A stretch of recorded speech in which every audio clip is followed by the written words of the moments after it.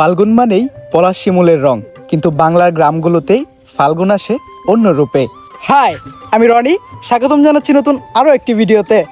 আজকের ভিডিওতে ঘুরে দেখাবো গ্রামের এক ঐতিহ্যবাহী মেলা। চলুন গল্প শোনাই।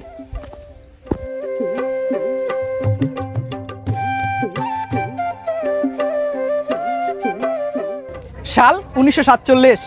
তখনও দেশভাগের কত শুকায়নি, কিন্তু ফাল্গুন মাসের 13 তারিখ হজরত পাহাড়কানের স্মরণে শুরু হওয়া এই মেলাটি আজও টিকে আছে কিছু স্থানীয় স্বপ্নদ্রষ্টা মানুষের হাত ধরেই। এটি এমন এক মেলা যা আমাদের দাদাদের শৈশব দেখেছে, বাবাদের যৌবন দেখেছে এবং আজ আমাদের হাত ধরে ভবিষ্যতের দিকে এগোচ্ছে। অতীতে শুরু হওয়া এই মেলাটি শুধু বিনোদনের কেন্দ্র হিসেবে আটকে নেই, এটি পরিণত হয়েছে একটি বিজনেস হাবে।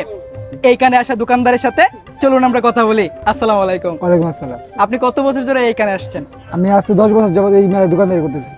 কিরকম সারা পাচ্ছেন মানুষের? কোনো বছর চাইতে এই বছর সারা অনেক কম। এবছর রমজান মাস তো বেচাকেনা একটু কম, অন্য বছর ভালো বেচাকেনা হইতো। আপনারা শুনলেন, অন্যান্য বছরের তুলনায় এই বছর বেচাকিনি খুবই কম।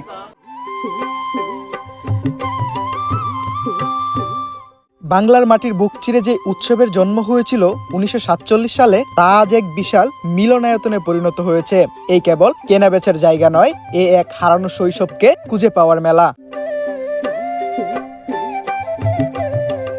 জিলেপির পেঁচগুলা যেন মেলার অলিগলি, আর সেই গরম কড়াইয়ে দোয়া ওঠা গ্রান যা আপনাকে টেনে নিয়ে যাবে দাদুর হাত ধরে মেলায় আসার সেই দিনগুলোতে।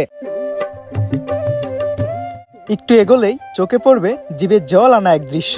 রোদে জলসানো টক জাল মিষ্টি আচারের সমারোহ। তেঁতুলের টক থেকে শুরু করে রসুনের জাজালো আচার, কি নেই এখানে।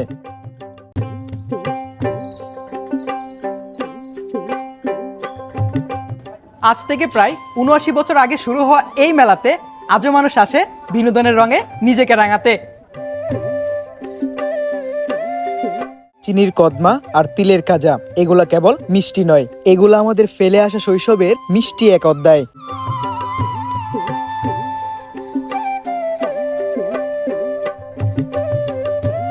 আজকের ব্লগটি এই পর্যন্তই। দেখা হবে নতুন কোনো ভিডিওতে, নতুন কোনো ব্লগে। সে পর্যন্ত সবাই ভালো থাকবেন, সুস্থ থাকবেন, আর হ্যাঁ, অবশ্যই চ্যানেলটি সাবস্ক্রাইব করে রাখবেন।